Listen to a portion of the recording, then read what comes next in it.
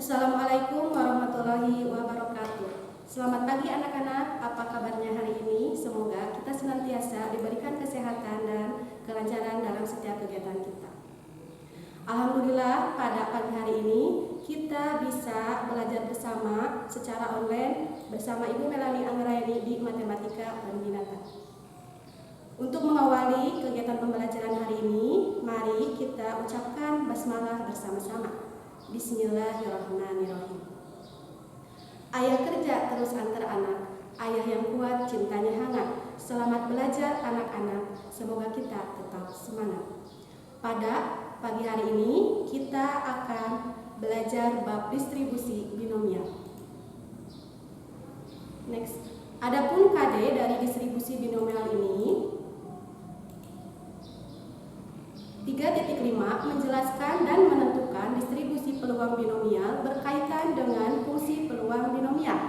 Dan 4.5 menyelesaikan masalah berkaitan dengan distribusi peluang binomial, suatu percobaan acak dan penarikan kesimpulan. Next. Selanjutnya, adapun tujuan pembelajaran yang kita harapkan pada pembelajaran hari ini, kalian mampu menjelaskan konsep variabel acak.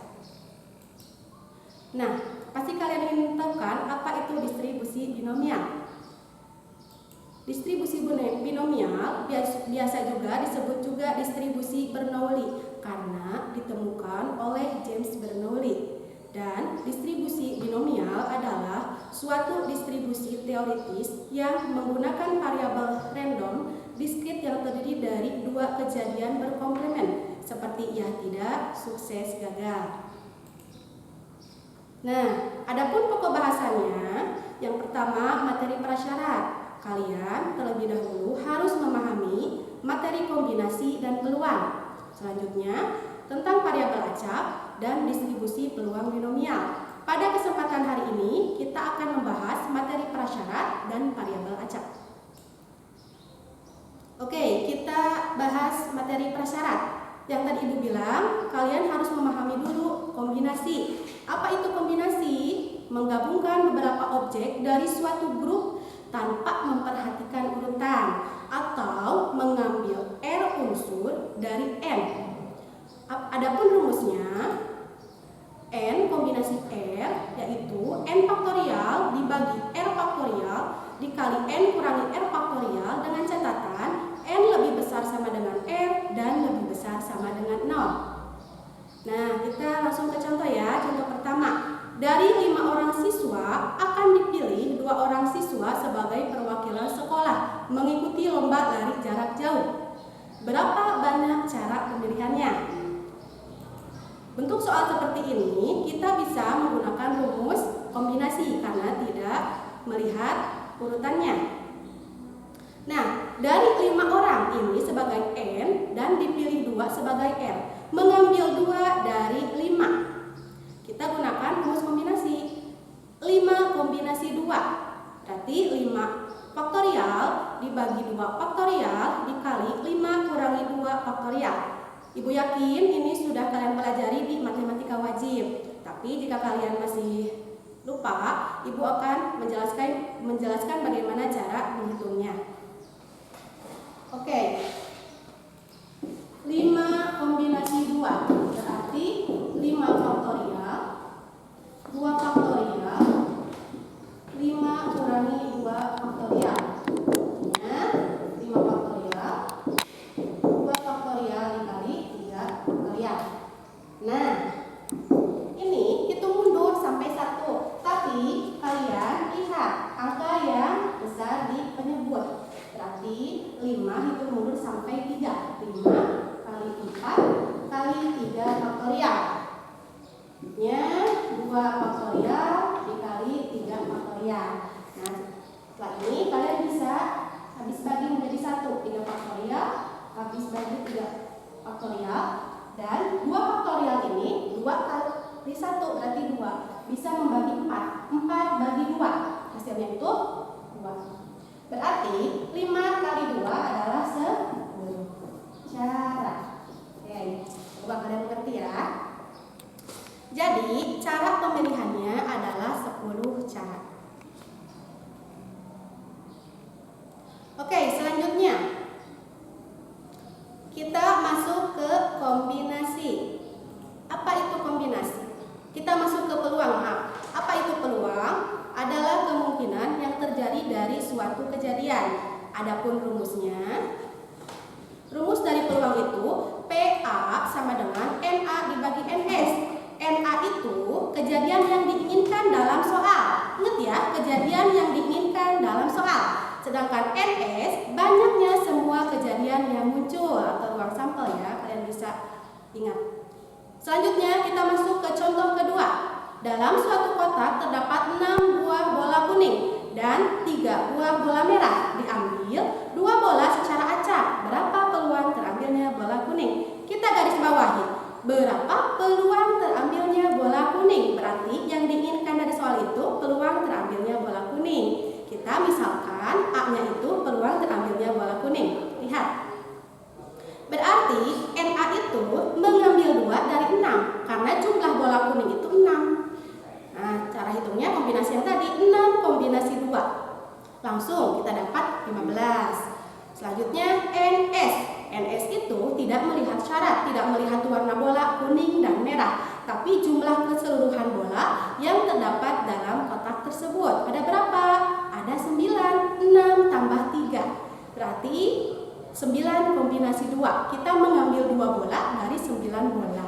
Dapat 36. Nah, setelah dapat NA dan NS, berarti kita bisa mencari peluang terambilnya bola kuning. Berarti NA per NS itu 15 dibagi 36. Kita sederhanakan dibagi 3, yaitu 5 per 12. Jadi peluang terambilnya bola kuning adalah 5 per 12.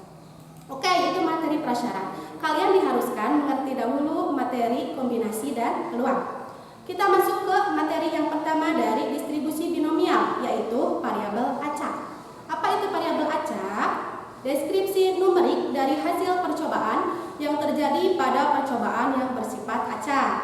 Oke, langsung aja ke contoh ya. Contohnya, Pak Denny menikah dengan Bu Rani. Mereka sudah memiliki 3 anak. Nah, dari sini kita harus membuat kemungkinan dari soal tersebut. Kalian bisa menggunakan tabel atau diagram pohon. Nah, ini tabelnya. Ada 3 anak kan? A1, A2, dan A3. Anak pertama, anak kedua, dan anak ketiga. Atau bisa menggunakan diagram pohon. Ini Ibu jelaskan. Ini.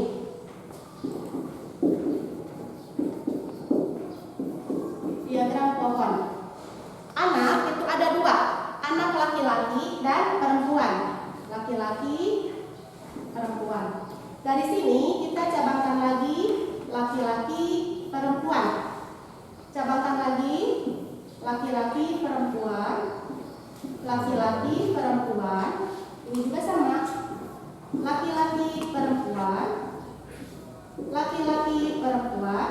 Laki-laki, perempuan. Karena di sini 3 orang anak, berarti kalian cukup sampai 3. Yang ini. Nah, dari sini kita bisa membacanya. Laki-laki, laki-laki, laki-laki, laki-laki, perempuan sampai ke bawah. Ini sama, ruang sampelnya ada 8 seperti yang di tabel.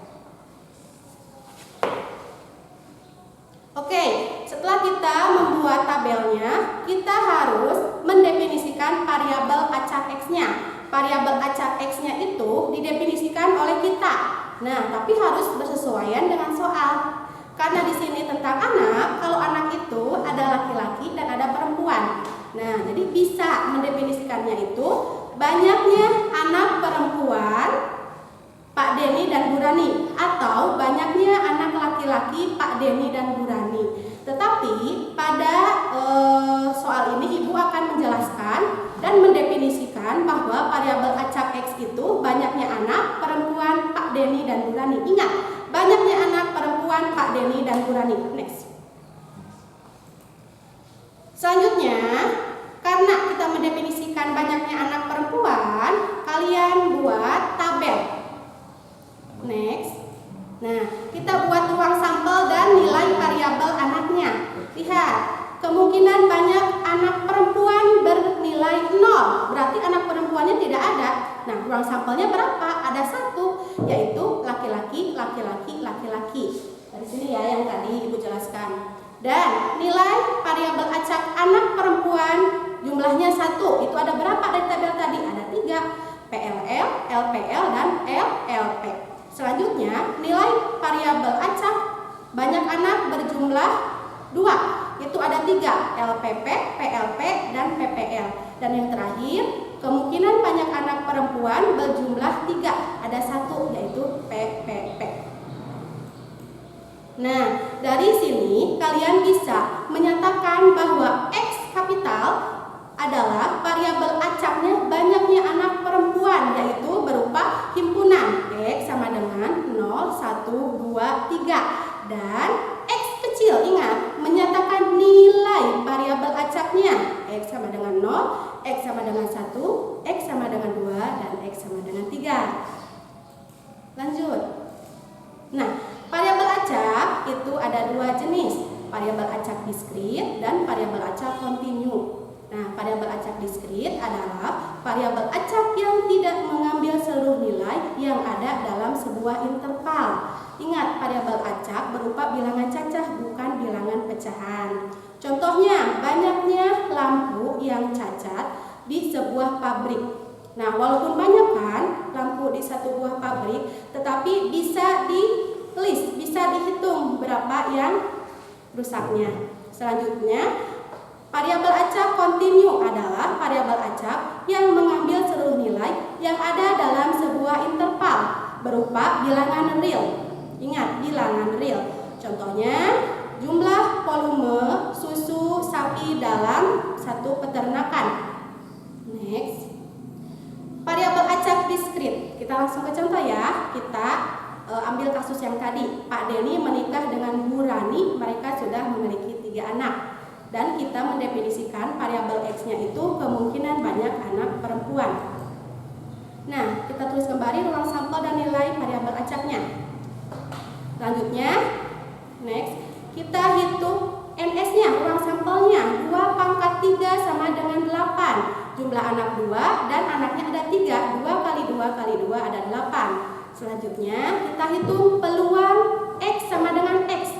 Peluang banyak anak perempuan berjumlah 0, yaitu NA per NS. Jumlah anak perempuan sama dengan 0 itu kan ada 1, laki-laki, laki-laki.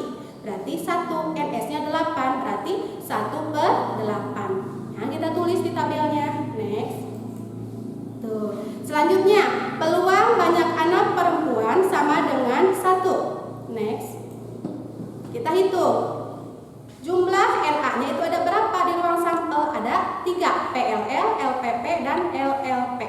Dan ruang sampelnya itu ada 8. Kita masukkan ke tabel 3 per 8. Nah, selanjutnya sama perhitungannya. Peluang banyak anak perempuan sama dengan 2, yaitu 3 per 8. Next. Dan yang terakhir, peluang banyak anak perempuan sama dengan 3 itu ada 1, jadi 1 per 8. Nah, yang Ibu link hari merah ini merupakan distribusi variabel acak. Jadi, kalau kalian ditanyakan distribusi variabel acak, kalian diharuskan membuat tabel ini terlebih dahulu. Nah, yang paling penting itu kalian harus membuat nilai variabel acak dan peluangnya. Kalau ruang sampel itu merupakan pelengkap saja agar kalian lebih mengerti. Selanjutnya, nah, menyatakan distribusi variabel acak itu ada 3 cara. Yang pertama, tabel kayak yang tadi ya. Yang kedua, fungsi. Ini fungsinya. Kalian lihat fx-nya saja ada berapa? 1 per 8 dan 3 per 8. 1 per 8 untuk x sama dengan 0 atau x sama dengan 3. Dan 3 per 8 untuk x sama dengan 1 atau x sama dengan 2. Dan yang ketiga, grafik. Nah, ini cukup kalian tahu saja grafik seperti ini. Oke, nah dari kesimpulannya yang harus diperhatikan, yang pertama nilai peluang selalu kurang dari sama dengan 0. Ingat, kurang dari sama dengan 1. Maaf, lihat fx-nya kita dapat 1 per 8 dan 3 per 8 itu kurang dari sama dengan 0. Jadi kalau kalian dapat fx-nya itu 7 per 2, itu kan berapa? 3 koma ya, berarti itu salah. Dan yang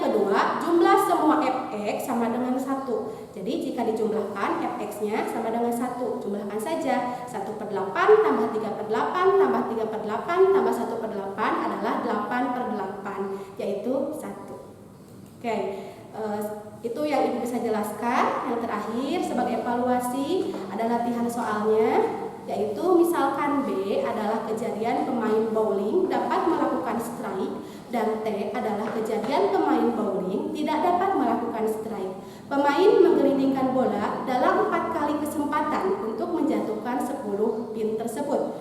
Nyatakan dalam distribusi peluang variabel acak X. Kalian bisa menggunakan tabel, fungsi, atau grafik. Sekian dari Ibu, semoga kalian paham. Kita tutup kegiatan ini dengan ucapan hamdalah, alhamdulillahirabbil alamin. Selamat mengerjakan aktivitas selanjutnya. Wassalamualaikum warahmatullahi wabarakatuh.